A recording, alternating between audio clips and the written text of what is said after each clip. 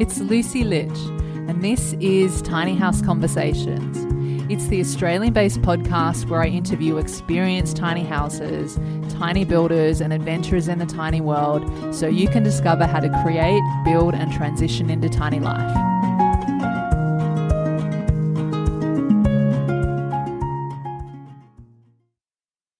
So you want to go tiny, but you might be wondering, where can I park my tiny house? I want to let you know that I have a special unreleased podcast episode of tiny house parking success stories from other tiny houses who were just like you and who have easily managed to find a long-term parking space for their tiny home. Some of them have even found more than one space. So if you want ideas on finding a parking space for your tiny, you can download this episode for free. To get access to it, head over to tinyhouseconversations.com/tiny parking. If you enter your details there, I'll send it straight to your inbox. Now let's intro today's episode. Hey, it's Lucy bringing you another episode of Tiny House Conversations. Joining me on the show today is Marie Beringer, who is an experienced tiny houser originally from France and is living in Auckland, New Zealand. Marie DIY built her tiny home with the help of some friends and is currently doing an apprenticeship in carpentry. Marie's DIY story is so inspiring, and in this conversation we talk about where to start when it comes to DIY building a tiny house, Marie's off-grid setup and the challenges of creating a self-sufficient life, how Marie found a parking space for her tiny home. We also talked about women in building and carpentry, a realist misconception about living in a tiny house, and so much more. So on to the show with Marie. Hi, Marie. Thanks for joining me on Tiny House Conversations. It's so good to have you here today. Hi, Lucy. It's so good to be here. So, Marie, you live in a beautiful tiny home in Auckland, New Zealand, but you're originally from France. How did you first end up in New Zealand? And then where did you first hear about tiny houses? I was studying environmental science in France, and I needed, for the end of my study, to do like a few months internship.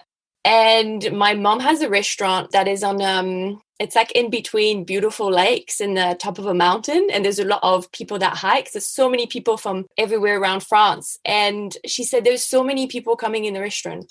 Why don't you advertise that you need an internship in the mirror on the, like in the toilet? Because everyone goes to the toilet and everyone wash their hands. So they're always going to read if there's something written on the mirror. One day, a girl who has done an internship in New Zealand, she saw the advertisement and she came up to my mom and said, if your daughter is interested, I know a company that are taking interns, and it's like a wastewater treatment plant. So it was exactly what I was studying at the time.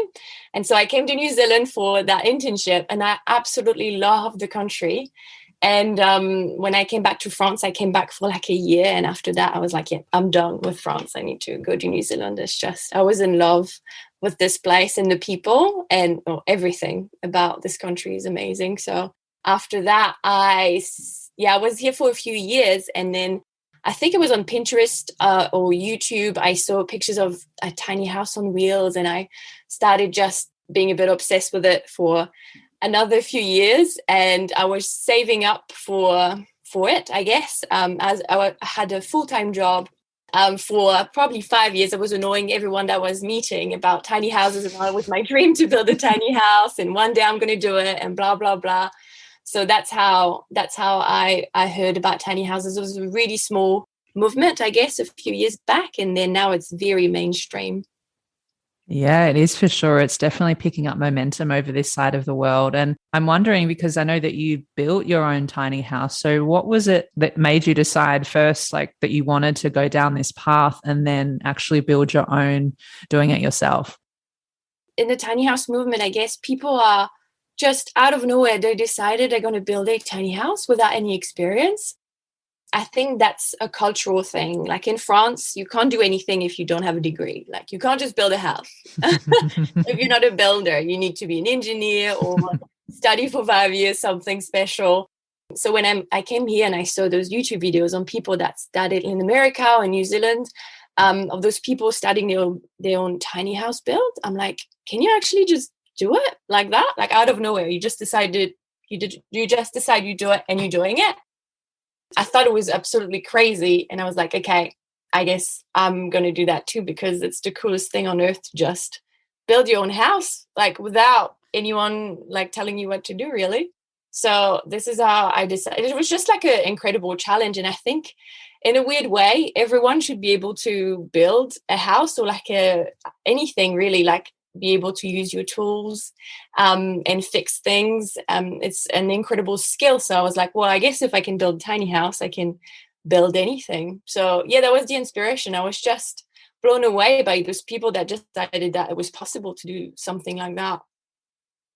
Yeah, and I love how you said that everyone should be able to do this kind of thing, because it made me think about, I often talk about, and just in my own life and philosophy that I kind of live by, is like looking at the way that our ancestors lived and who are we as humans. And it seems to be that there is this innate capability, although maybe we've lost it along the way, of like having to build our own shelter and grow our own field and build a fire and these types of real primal things that made us human. And so, but then on the other hand, there can be this like mental limitation of, oh, I don't know if I can actually do that. That would be really hard and it's out of my comfort zone and all these types of things. I'm wondering if you experienced any of that for yourself. Like you said, you did it because it was going to be a good challenge and all of that. But did any of these like mental limitations come up at the same time and you're like questioning things, or you just like, nah, I'm just going to do it? A bit of both, actually. I was like, there's no way I'm not doing it. At that point, I was like, this is happening. But it was so nice actually to feel like it was the right thing for me. Before that, I had all of those doubts about like anything I would take on in life. I was like, I'm probably not good enough for this. Like, I'm probably not going to be able to do that or teach myself this skill. Building my tiny house, because of those people who were doing it, I was like, okay, I guess it's possible. And then I was thinking like this, if I can build a tiny house myself, I can probably do anything. So it was like this, I wanted to prove myself and anyone else, because I had no experience. I'm not that kind of person that can just pick up something really quickly. Like you've got some people that just start play guitar and after 3 months they're just amazing. Like I cannot teach myself anything in general. It's such a cool skill. And I was like, okay, if I can do this, then I can become that person that actually is possible to start a project, and with the right mindset and organization skills, you can it's just steps, like building a tiny house is just a set of steps and you just follow a plan. And so it's kind of everything in life like that you want to achieve. It's kind of this just baby steps, not necessarily seeing the big pictures and that gigantic challenge that you have to finish. It's just like, okay, what do I have to do now? And it's such a good thing to know, to do anything. So like starting a podcast, I guess, for example, that's like amazing as well. And it's just following steps. But when you see it, it just looks like something amazing, something that is really, really hard to achieve. It's a good school of life, I guess, to do it this way. But yeah, I had heaps of doubts, but I knew it was the right thing to do. It sounds like you felt that deeper calling. Okay, this is the right thing for me. This feels really aligned. But then at the same time, just as it happens often throughout life, like the mind does come up and, the questions start to come in and the doubt starts to come in. But if you keep listening to and feeling that inner calling and just kind of keep moving forward from there and making decisions from there, obviously really beautiful things can happen. And now you've built your own tiny home, and that's such an inspiration. And I also love how you talked about how it can be this, I guess I can see the metaphor or the mirror for everything that we do in our lives, one step at a time, breaking things down into small pieces. And then all of a sudden these small things add up to big things. And then you've built your own tiny house, or you've started a podcast, or you've done this project, or whatever it might be. So yeah, I can definitely feel that and then you look back at, just how far you've come to, and it's like, wow, didn't think I was capable of this, but now look what I've done. And you talked about challenges. I'm curious, what were maybe some of the challenges you experienced during the actual building process? obviously there is many of them because you're doing something new and you kind of guess, well, you know what to do, but you're never 100% sure. Challenges would be, I just made so many mistakes. But I love to see when those people who are telling me about tiny houses they build, they're like, oh, it was sweat and tears. And but for me, I made like probably 1,000 more mistakes than anyone else who would build a tiny house. So funny. But I don't think I cried once, so I was sad once because it just taught me to be very resilient. And I was expecting to make many mistakes. I was like, I don't care. It's just going to take me the amount of time that's necessary. But every mistake, I'm going to learn from it. And I'm going to be able to tell someone else, I made that mistake. Don't make the same mistake. But it felt so right to start this project that every mistake, I was like, oh, well, I'm just learning and that's great. So I had a really cool mindset during that project, but I think it's just because I was so happy to do it. I was like, oh well, it's fine. And I was like so proud of myself for building a tiny house. So the entire time I was like, it's fine, everything is okay, I'm happy. So yeah. And I'd say also maybe because you're also working on something that's like really meaningful to you and there's a purpose, and that even if it's challenging, you kind of pick yourself up and you just keep going and you just go, okay, as you said, it's going to take as long as it needs to take. And, you would have learned so much along the way. So that's really cool. And I'm wondering as well, so I know that you talked about, you obviously saw a lot of people online doing their thing with building tiny houses. Where did you actually start when you decided, okay, I'm going to do this? Like, what were kind of some of the first couple of steps that you took when you actually decided this is what I'm going to do? It's like everything, like, if I talk about my tiny house, everyone is like, oh, that's amazing that you built your tiny house and you did all of that thing. But I talked about it for like 5 years before I started. I was thinking about it for 5 years. I was like, what am I going to do? Where do I start? I don't know anyone in New Zealand. Like, I was by myself.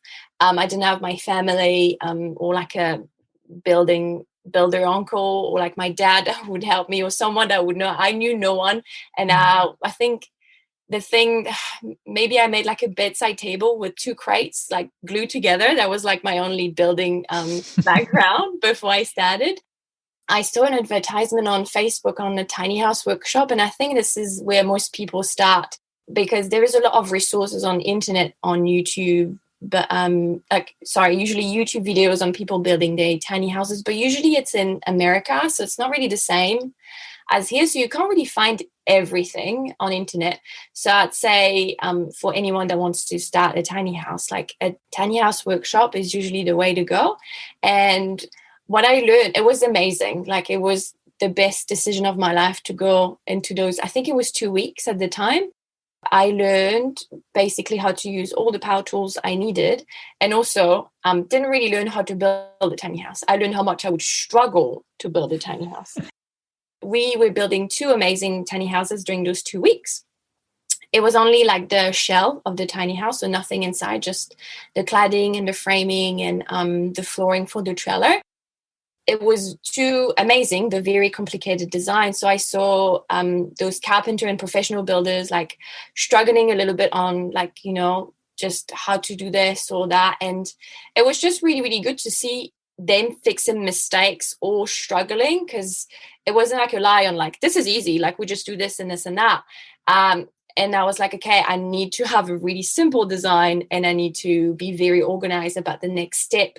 So I'm not going to struggle so much. But it's normal on the building site to have mistakes and fixing them.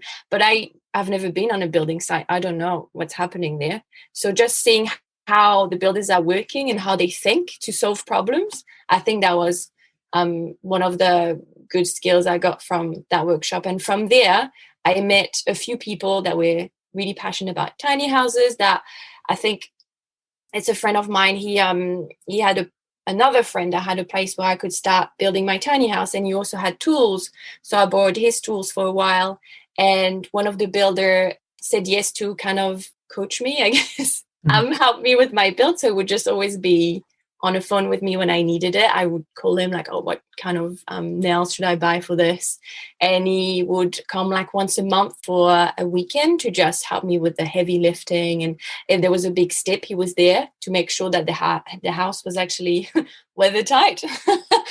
Just, I guess, if you build a tiny house, the most important part is just to make sure water cannot get in and it's strong enough. And then once you're inside, then you can basically do most of everything yourself. But for this part, because I was really like new to the tiny house world, I really wanted someone to at least check what I was doing. So those were the first steps I took. Tiny house workshop, find a support group, I guess. And then from there, the hardest part is to start. So once you feel like 50% confident you can do it, you should start it, and everything is kind of gonna, I guess, like fall into places slowly. But yeah, the hardest thing is to start.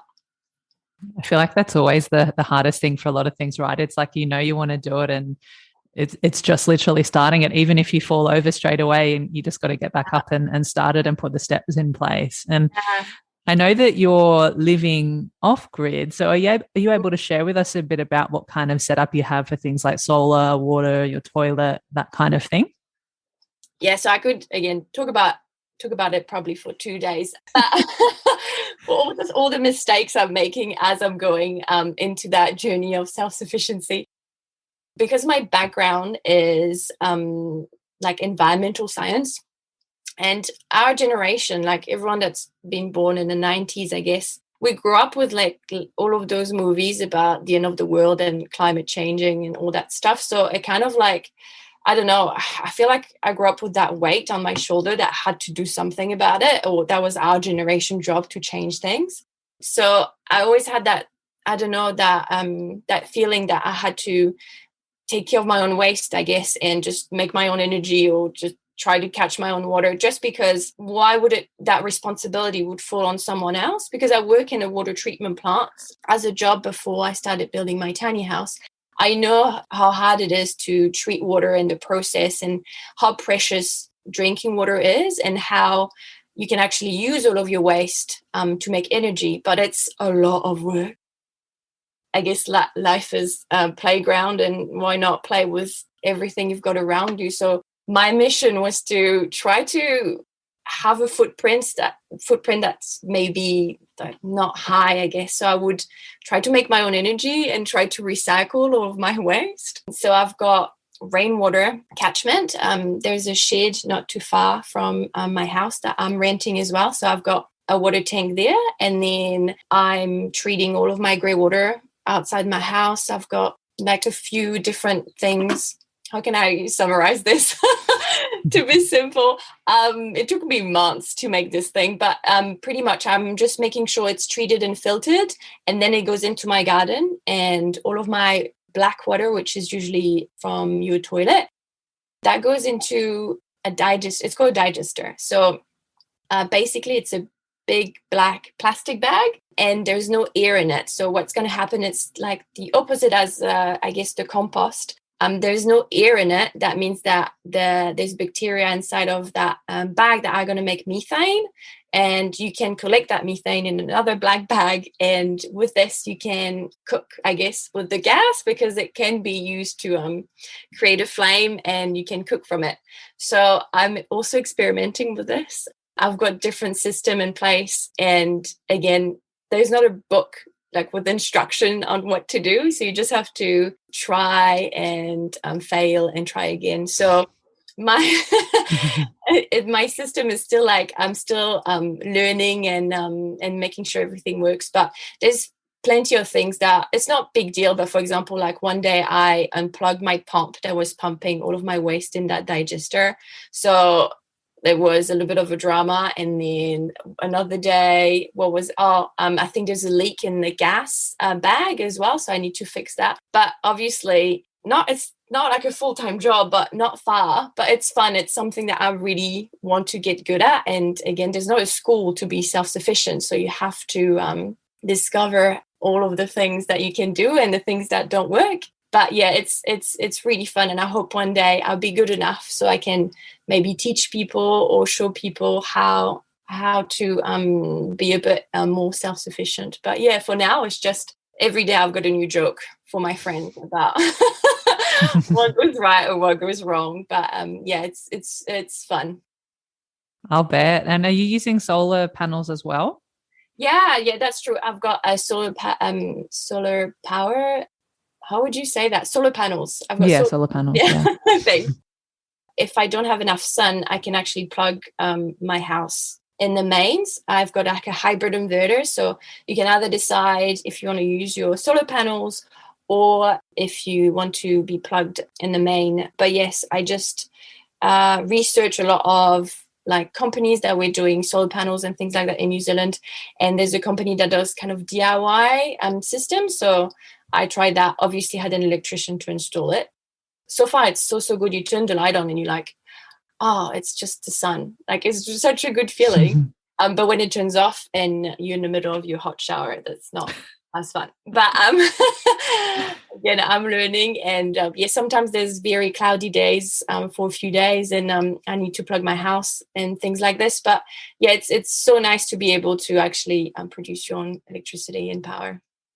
The company that you mentioned that help you with the DIY solar, just in case anyone is interested, do you have the name of that company? And I can put a link in the show notes. Yeah, it's called Great Free, and I love their story. They're a really, really cool company because they started out, they wanted to have a solar system on their farm, on their family farm, and they couldn't find anything affordable, or so they just started their own company, which is pretty cool. And their goal is really just to do cool stuff and help people with their solar system and small tiny houses like me, I guess, because usually it's big setups for big houses, and they made everything really easy for me to understand because I cannot understand electricity at all. It's just I study biology, and as soon as you talk to me about electricity or power, my brain just goes, no, I can't understand that. So it was really nice to have them kind of helping me along the way and telling me, yeah, you're going to be able to power this and this and this, and you just have to plug this in and you're fine.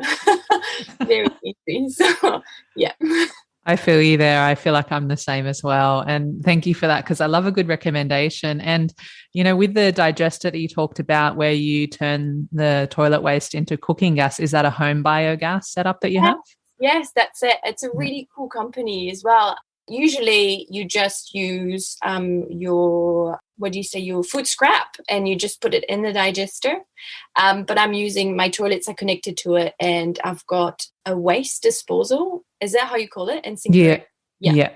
So because when I designed it, I was like, I'm too lazy to just take all of my scraps outside and put it in the digester. So I thought I would connect and then a waste disposal to the digester so I can put all of my scraps, and it goes straight into the digester. So this also, yeah, it's working so far. But I've seen it before. I saw someone do like both incinerator and a toilet going into a digester. Yeah. And again, I study that at school, and for my internship, I study digester and wastewater treatment plants. So for me, it's kind of fun because I study that, I feel like I have to experiment and just try new things. So, but yeah, it's really cool. Yeah, it sounds like it. And I'm also curious because, you know, you're in Auckland. So what do you do in the winter for heating? And then what do you do in the summer for cooling? I had the great idea I had my house was painted brown, and I didn't like it. It was just stained. It's shadow clad outside, so it's just ply. And it was painted brown, and I didn't like it. So I painted black, but now it's very hot in summer. So in summer, I just have a fan inside the house, and like the doors and the windows are always open. I'm always outside. And in winter, literally, if you make a cup of tea or turn the oven on for 5 minutes, it's just really, really hot really quickly because my tiny house is so small. So if I've got an advice for anyone who is designing their tiny house, think about temperature as one of the main concern, because you just want to be comfortable in your tiny house. And if it's big enough and you can afford like an AC unit and a heater, definitely go for this. And also some kind of device that is going to help you renew the air inside your tiny house. I've got like a fan on the wall, but it's heat exchange. So it constantly renew the air inside the house without losing the temperature inside. So I can change it. If it's hot inside, I change it, cold air come inside. And if it's if I want to keep the warmth inside the house, it just like renew the air, but without the cooling of the air coming from the outside. I don't know if what I'm saying is making any sense, but Yeah.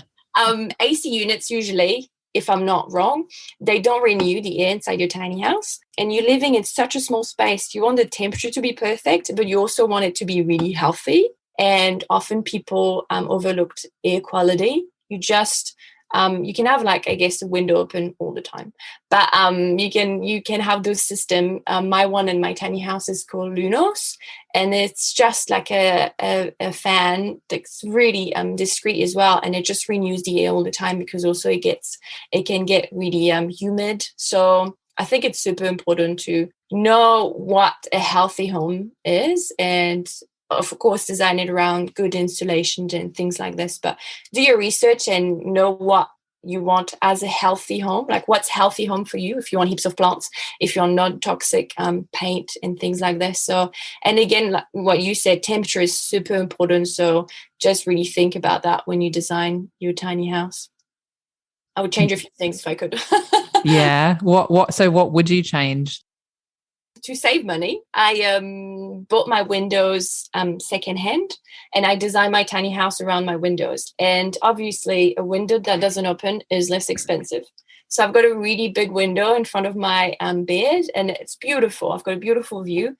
But if I knew that it's really, really nice to have like a breeze inside your house, like all the time when it's hot in summer, I would have bought a window that opened, because I've got a small window that opens on the side and my door, but having a third window would have probably changed a lot of things, but I just didn't think about it at the time. So think about the placement of your window if you design your tiny house, because cross breeze is something that can save you a lot of energy, or like you don't have to turn on your fan and things like this. There's small things that you need to think about, but there's not a lot of things I would change, but a few things about temperature definitely. Yeah, I guess it's always when you, not until you move into the place and then you learn these different things, you're like, oh, I could have done it like this, or I could have done it like that. And yeah, and so you mentioned before, so the cladding, you said it was ply, is that right? Yes. And then the framing as well, what have you done for that? It's timber, so it's just a basic timber framing, because it's easier to work with than steel. And I also wanted to build my own frame. I was like, yeah, why not? It looks like fun. And yes, my cladding, so what's going outside of my house is what we call shadow clad, so that type of ply, and also corrugated iron, because I built my roof myself. So I put roofing sheets on, and I drilled it in the wrong place.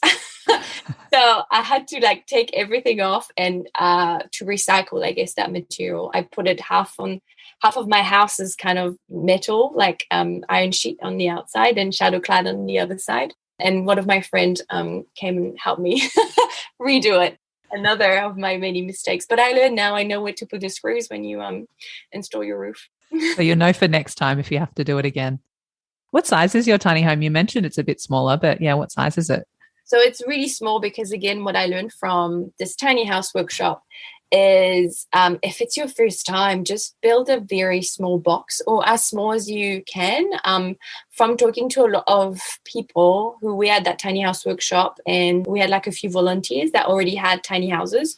So most of them were saying that they were really scared of small spaces, but now that they built their tiny house, they were like, I could have gone smaller. Like I actually don't need that much space. And I had originally like a quite big design in my head, and I just went really, really small. So my tiny house is 5 meters long by 3.1. And it's 3.1 is like the max you can have for the road. And I just wanted like a house that feels a bit more like a square, not really a rectangle. But that's just like what you like, really, like what's aesthetic for you and what you feel good in. You just have to think about the shape. Like it's the same for the shape of the roof. Some people really like, those gable roof. I found I don't like angles or calculation or math. So I thought I would just go for a mono pitch. So it's literally just a little angle of 3 degrees for your roof. for the water to go down properly and not stay on your roof.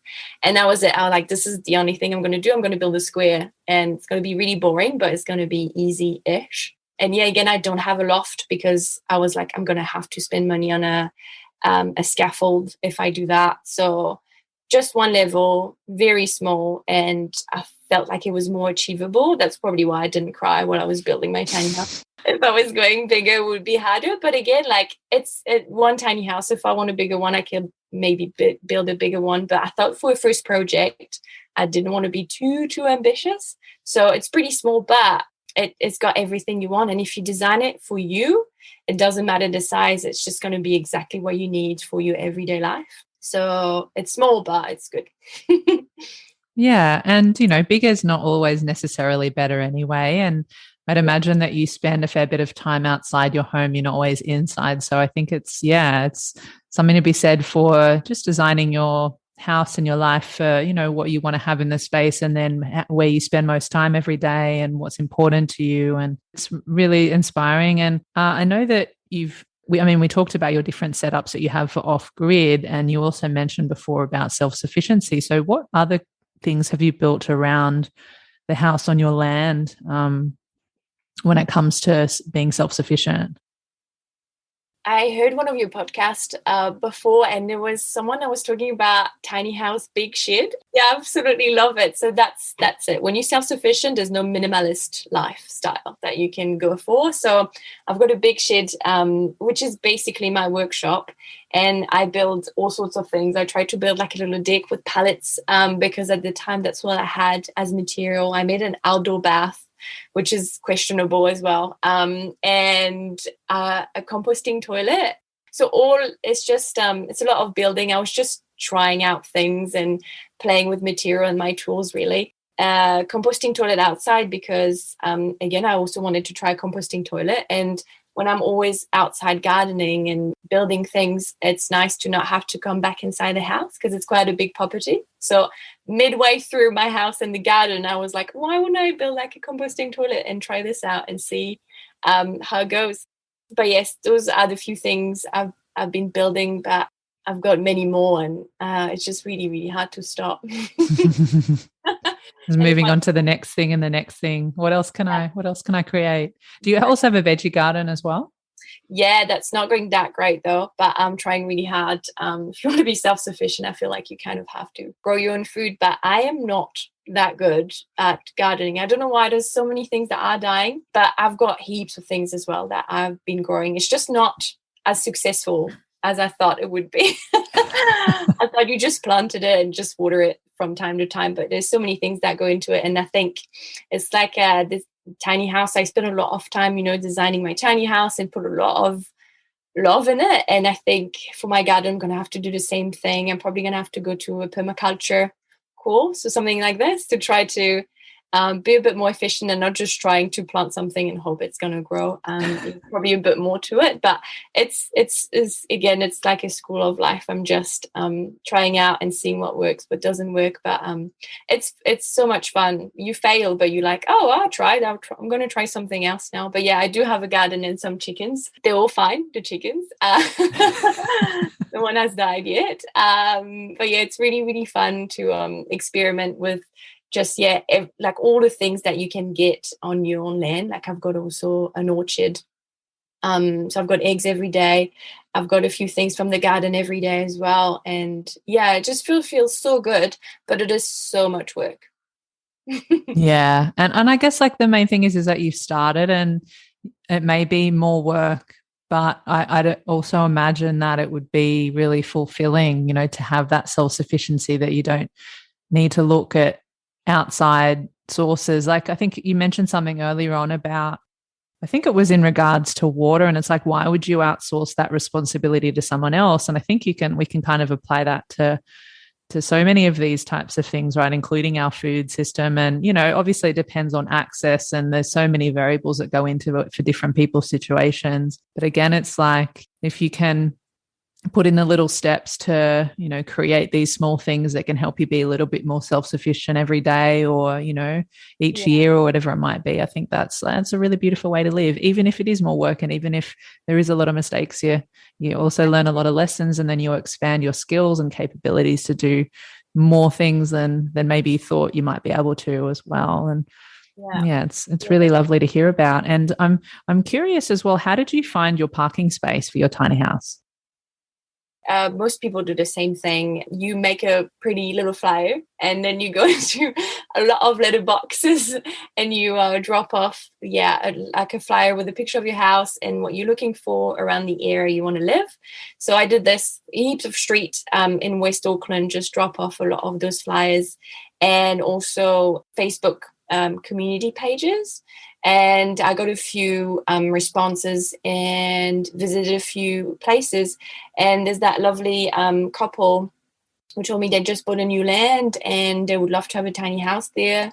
And there's an orchard and a garden already there. And if I wanted to have chicken, I could. So I was like, yep, this is where I want to be. And it's so beautiful. So it was relatively easy. And I hope it's going to be easier and easier as tiny houses are getting a bit more mainstream, that people would just live on other people's land with a caravan or a tiny house or things like this, and build a little bit of more of a community in different lands instead of being so just separated, I guess. Like, it's nice, like tiny houses is kind of forcing you to be in a community, because I'm on that land with my tiny house, but on this land there's another couple of houses, and we sharing the garden together and the orchard, and we also have the shed. So it kind of feels a little bit like a community already, and it's really, really nice. You feel like you've got people around you, and it's not just your neighbors that you never talk to. It does seem to be part of this reconnecting with community and the land, and helping others care for the land that they're on, especially if maybe not, if buying your own land, or if you don't know someone personally in your own life, if that's not an option, it's a really beautiful way to help someone else have this win-win situation where you get to live on the land and either pay a small amount, or you work in exchange for being there, and then helping out on the land too. And it's a win-win situation. Would you be okay with sharing what your exchange is for the parking space? Oh, yes. So I'm just paying rent for the place. And so I had to pay for my own setup for the water tank, which I guess I can take when I leave. So I've got my water tank, and I'm also renting the shed, which is it's a big space as well.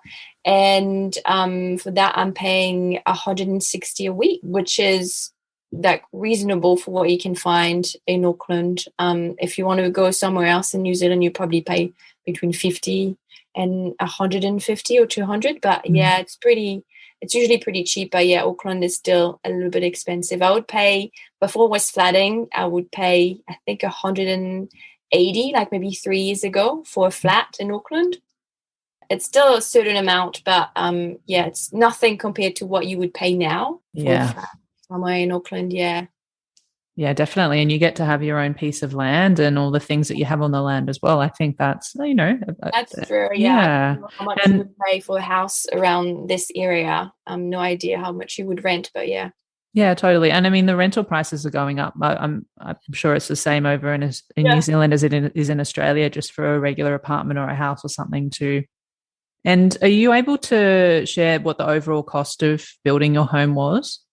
Yes, so it was around, if I count my solar system and my biodigester, it would be around, I'd say between 45,000, probably not 50,000, but 45 definitely. And then for the water tank and all that stuff, it's another like 4,000. It's quite expensive to catch your own water, I guess. And the pump and installing all of this. But cost of the tiny house was around 45,000.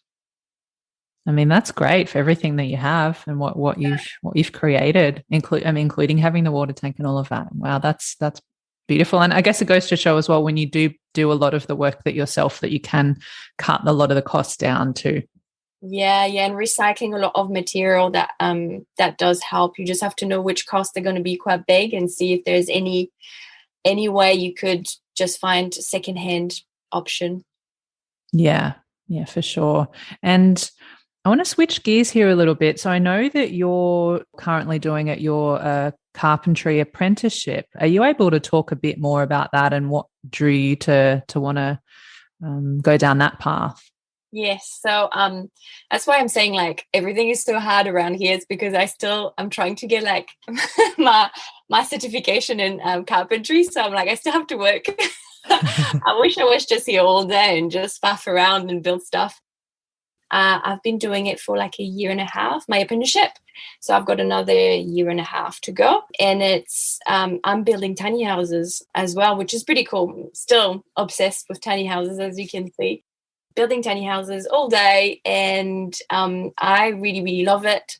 And in the weekend, I've got two other jobs that I love as well. One of them is a pole dance instructor, and the other one is I'm working in a community shed, and we're working on teaching women how to use tools. And we just started, so for now, we're just teaching women how to use power tools, and then eventually we're going to have different projects like, I don't know, bedside table or things like this, heaps of things that are coming up. There's so many projects that are really, really awesome coming up, and it's all about carpentry and power tools in my life. Oh, that's so cool. Did you have some other women help you build your tiny home as well that were interested in the building and the carpentry? Yes, Yeah. that's why it all started there, I think. So I met two other women that are passionate about woodworking as well. And now they are both cabinet maker, and we meet for dates. Woodworking dates, and we just all do our own things, but it's really nice to have a community of women we can just bounce ideas on. So if I'm stuck with the design or something I'm trying to do, I just have to talk to Mathilde and Myla. Those are the two other women I'm often with. And we just find solution, and it's really, really good. And doing this, I understood how important it was to, I don't know, have like support and a community for anything you do pretty much. And out of nowhere, I met those two amazing women, Sarah and Nikki, who is starting a women's shed, and they wanted more people to teach. Yeah, we're just starting this, and now we're all together in this new adventure, trying to empower women to have their own, I don't know, crew to just do their woodworking together. Because how cool is that? Like, you could just catch up with your friends and make a chair, or I don't know, bedside table, like shelves, fixing something. I just know, like, seeing all of those women with power tools at the end of the day, using a skill saw or drop saw or drills, just like there's just something in their eyes, they're just like, wow, this is amazing. Like, and you feel really powerful as well. We're working on this at the moment, and it's very, very exciting. Yeah, it sounds like a new way to socialize, right? Rather than going down and getting a cup of coffee, or like meeting up and building a chair, or some kind of doing some kind of project. That's really cool. It sounds very, very empowering. And I guess, like, on some level, shifting this perception, or let's call it a perception of like women in carpentry or building, and really showing that it can be done, and it doesn't need to be a space where it's mostly men that are doing it. So I think that's really, really lovely to hear about, and that you're able to, call on those women to help you in your build as well. Yeah, it was a cool adventure, but I realized growing up that I had many like friends, female friends, and we would just hang out and talk and have a good time. But there was no point in my life where we would just talk about ideas and do stuff or make things. I started pole dancing many years ago, and with other women, you would like be in the studio and we would train together, or like it would be that community of women together. And then I realized how important it was to have something you do, or a goal with other women. And I knew how important it would be to eventually teach woodworking to other women when I knew how important community is. So any passion you have, it's really, really nice to have other women that you can do it with. Yeah, that came out from there. I'm probably going to keep going in that path. But having other people with the same values together, it's so powerful. Yeah, hopefully many more years of fun with a cool community. Yeah, I love that. And I think there's definitely something to be said for, women coming together and having shared values and being supportive and having this deeper understanding of each other, and, what your passions are. And, we are stronger together. So I think it's, hopefully, so many more of us get to experience that in our own ways. And I'm curious as well, if someone's listening to this, maybe especially if it's a woman who has no building experience or knowledge, but they're curious about building their own tiny house, maybe they feel a bit hesitant or unsure, or they don't feel like they're capable. Do you have anything to say to them, any kind of advice?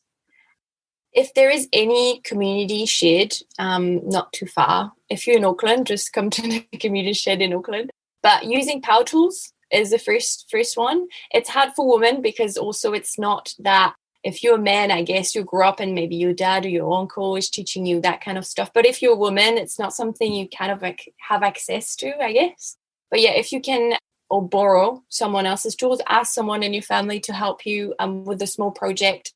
But yeah, if you can join a community shed or a tiny house workshop, that would be the best. That would be really, really cool. But I hopefully in the future, I really want to do this as well. I would love to start a tiny house workshop where women especially would join and they would see at least the theory and a little bit of the practical and all the things I think are essential for you to start. And yeah, eventually that's going to be out, and maybe one day start a YouTube channel where I could just also teach everyone else all the mistakes I made. That would be also really, really cool. So I've got many projects, but my mission would be to try to put a drill into every woman's hand, because it's so, so cool. And you just don't even know what you're capable of until you start doing something like that. So hopefully, watch a YouTube video, pick up a drill and just start making a shelf, anything. That's so good. Putting a drill in every woman's hand. I love that. Yeah, that would be good. We'll have to stay tuned. I guess, will you be sharing those kinds of things on your Instagram page and that type of thing? And as you said, maybe a YouTube videos down the track.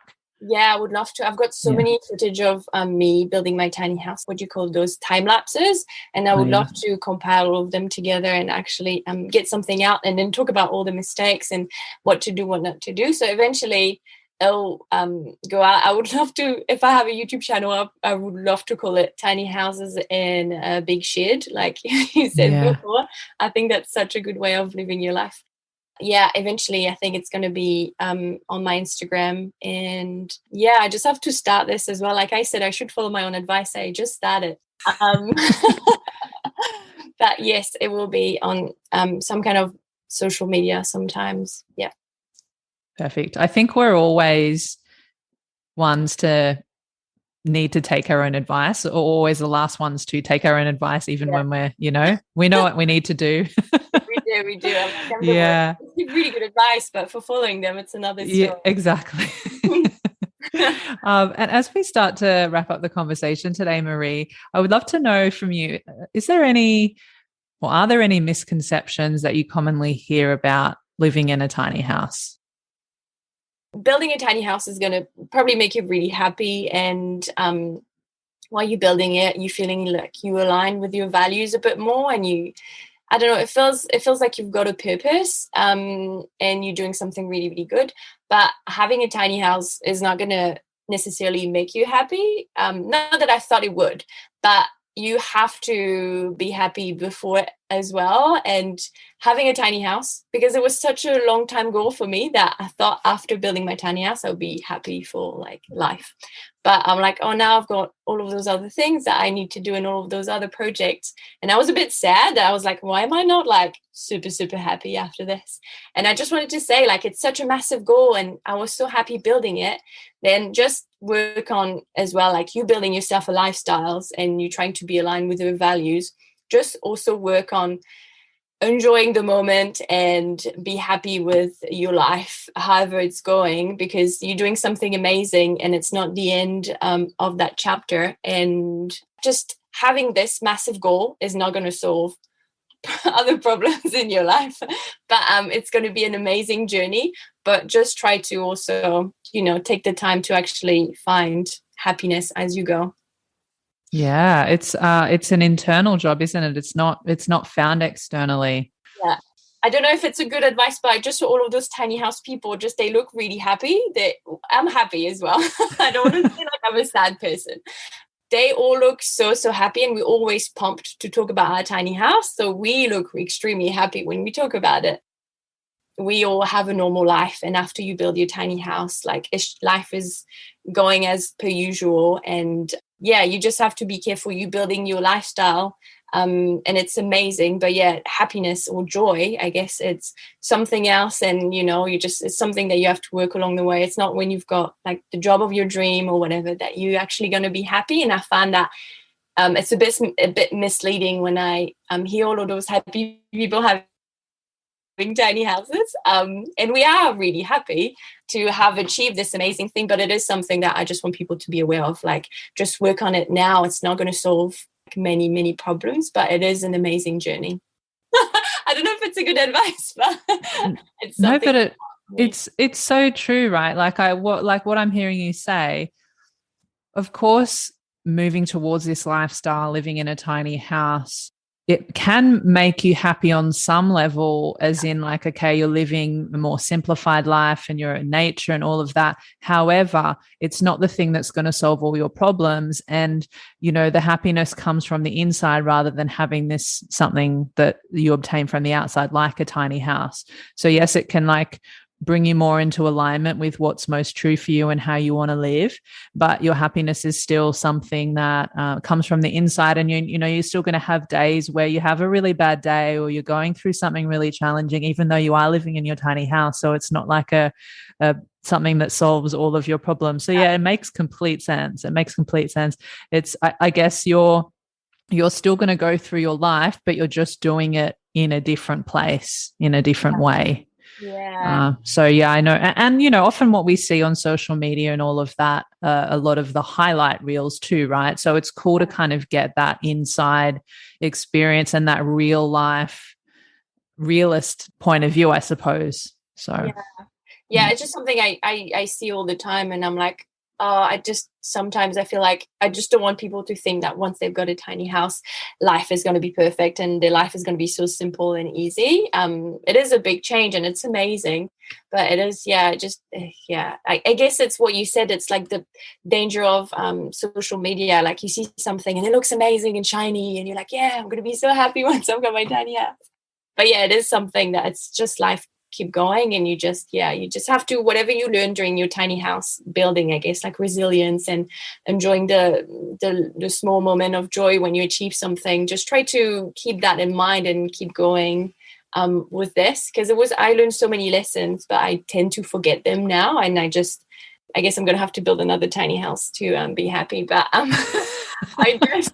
it's just that you've got so much like adrenaline from like one day you finish your day and you've got like an entire frame, or you like, there's a big step, you've got your floor, you like pumping for 3 days, you're like, yes, I've done this.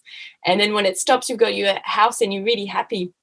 But it is like life keep going, and you have like that next project and next projects, but it's not suddenly rainbows and butterfly at the end of it. It's just really it's just normal life. But yeah, life keeps happening. And wasn't it you that said in your Living Big in a Tiny House video, 100 bad days or 100 good stories? Yeah, that's true. Yeah, I'm a big fan of just, coming to my friends and be like, you just let me tell you this story. What happened to me today? It's a good one. So I'm a big fan of this. I think I heard it in a song one day and I'm like, oh my God, this is my new mantra for the rest of my life. If nothing bad happens to you, I guess not too bad, but if you don't have any funny story to tell, like it's not really interesting. So I love when something bad happened to me, but it's going to be a good story. Can't be too bad, but it's like, if you can laugh about it, like at some point, then it's okay.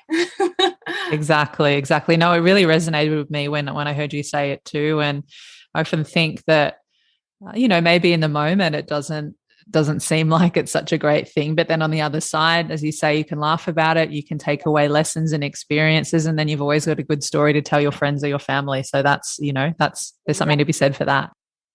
And Marie, are you able to let everyone know where they can come and find and connect with you online?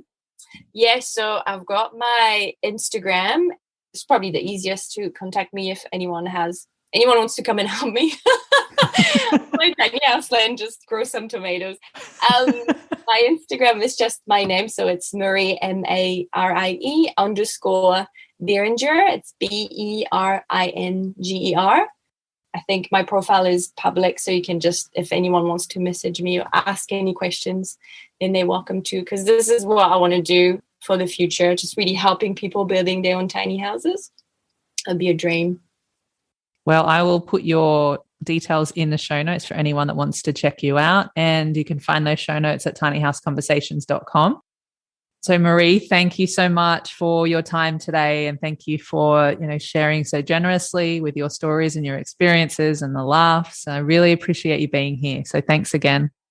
Thank you so much, Lucia. I love your podcast, and thank you for allowing me to talk about myself for an hour.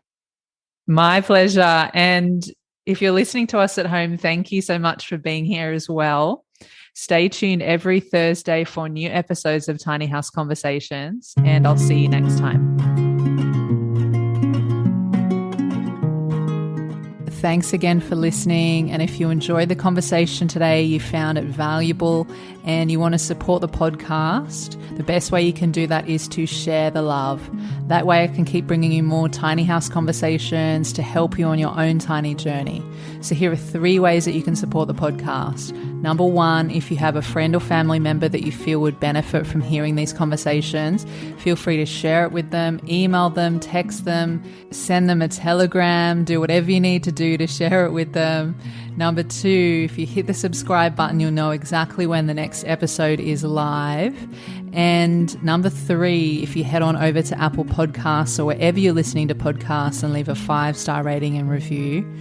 Thank you so much in advance. I appreciate you, and I'll see you in the next episode.